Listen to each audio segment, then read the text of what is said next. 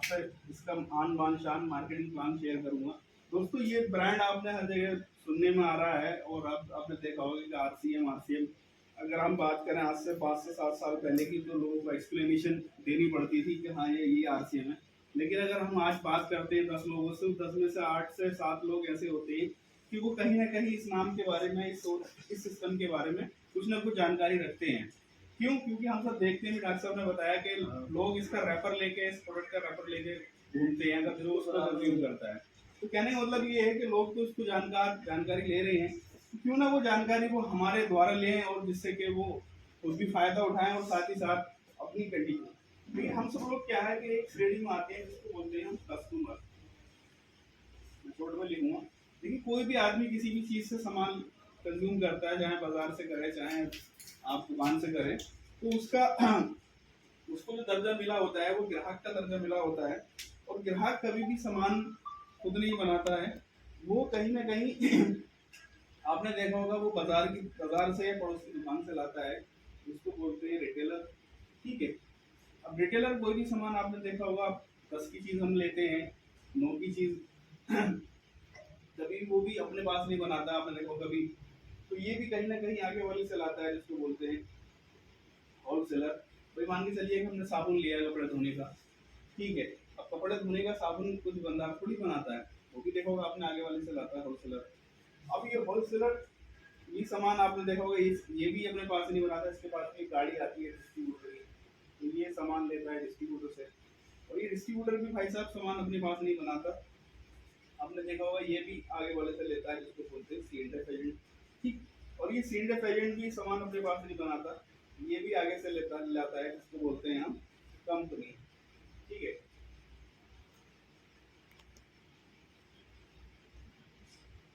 तो दोस्तों ये कंपनी है जो पिछले कई सालों से आपने देखा होगा वो हमारे लिए सामान बनाती आ रही है, और हम बहुत सारा सामान कोई ना कोई कंपनी इसका हम इस्तेमाल करते चले जा रहे हैं। तो इसी एक व्यवस्था को हम इस को एक नाम दिया जाता है जिसको बोलते हैं ट्रेडिशनल मेथड। यानी कि वो व्यवस्था जो परंपरागत हमारे पापा दादा परदादा और भी आगे जनरेशन से इसी परंपरागत से सामान की खरीदारी करते चले जाती है। देखिए जब कोई भी सामान अगर हम यहाँ 100 रुपये का खरीदते हैं तो यहाँ जाहिर सी बात है वो 100 रुपये का ला के 100 रुपये का तो नहीं बेचेगा कोई भी दुकानदार, क्योंकि वो मेहनत कर रहा है सुबह से शाम तक। वो देखा होगा आपने शटर खोले पड़ा होता है, दुकान खोले, तो जाहिर सी बात है कहीं ना कहीं वो 10% दुकानदार भी लेता है उस सामान पर। ठीक है। फिर जाहिर सी बात है 5% ये होलसेलर भी लेता है, और 10% ये डिस्ट्रीब्यूटर भी कमाता है क्योंकि ये आगे सप्लाई भी देता है अपनी गाड़ी से, और 5% ये, ठीक है, सील डब भी कमाता है। अब कोई भी चीज़ हम कंपनी का सामान यूज़ करते हैं, देखा होगा आपने किसी भी ब्रांड का हम बोले नाम लेते हैं, जैसे कि अमूमन एक बहुत सारे ब्रांड हैं, जैसे कि अब नाम तो उनका वो है जैसे टूथपेस्ट, लेकिन हम क्या है ना कि टूथपेस्ट नहीं कहते, हम उसका दूसरा नाम से हम इसको कहते हैं जैसे कोलगेट ही।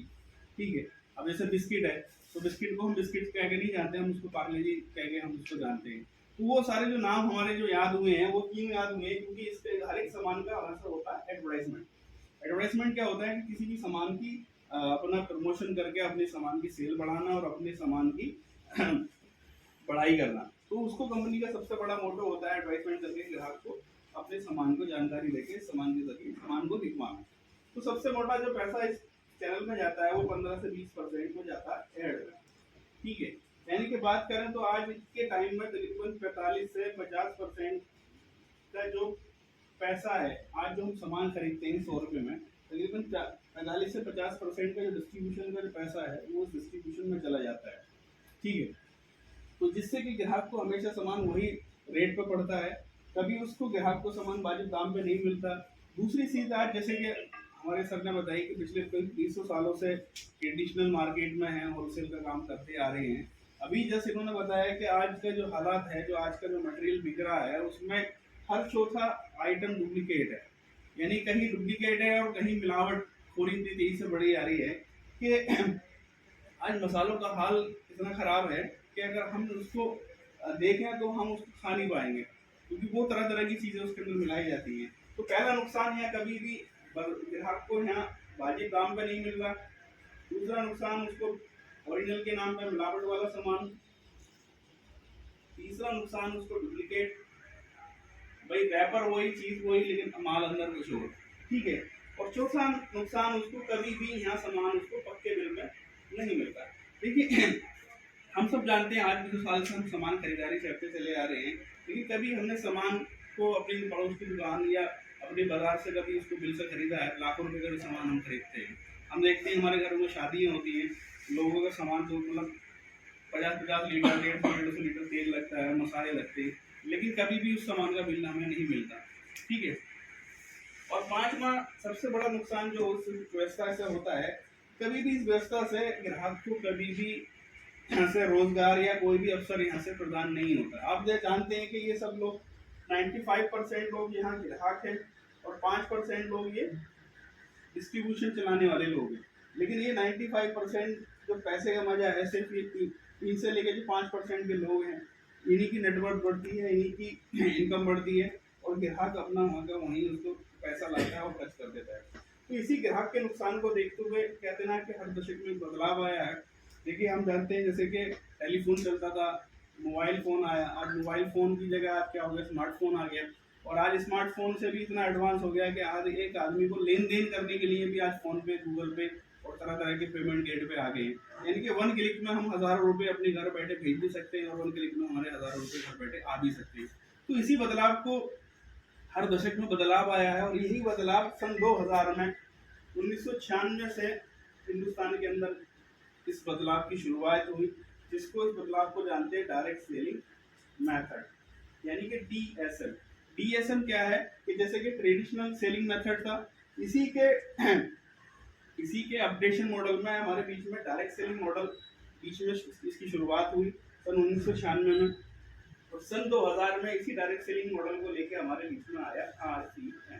आरसीएम का कहना है कि हम 90 कदम चलकर हम आपके पास आ रहे हैं, आप अपने घर से 10 कदम चलिए, जो सामान आप बाजार से, जो पड़ोस की दुकान से आप खरीद रहे हैं, वही सामान आपको एक ही जगह, एक ही प्लेटफॉर्म पे आपको यहाँ से मिलेगा।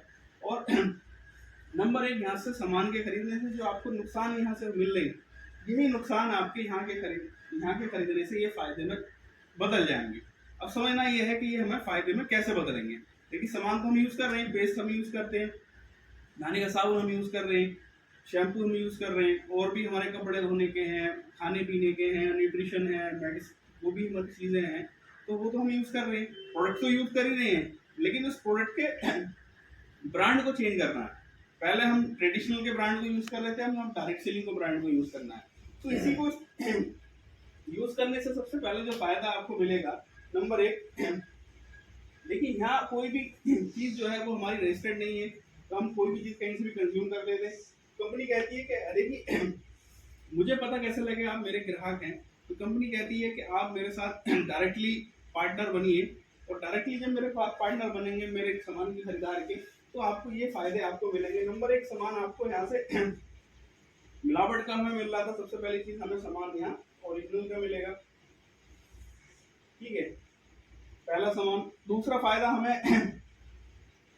हमें जो आज हम देख रहे थे कि हमारा जो सामान था वो रीजनेबल प्राइस पर नहीं मिल रहा था, तो यहाँ से दूसरा चीज आपको यहाँ से सामान रीजनेबल प्राइस पे मिलेगा,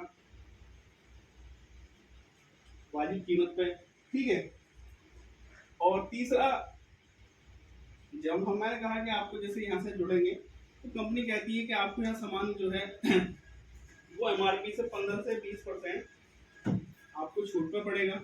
और चौथा फायदा, आपको हर एक सामान यहाँ से वो यहाँ से आपको पक्के बिल पे मिलेगा, यानी कि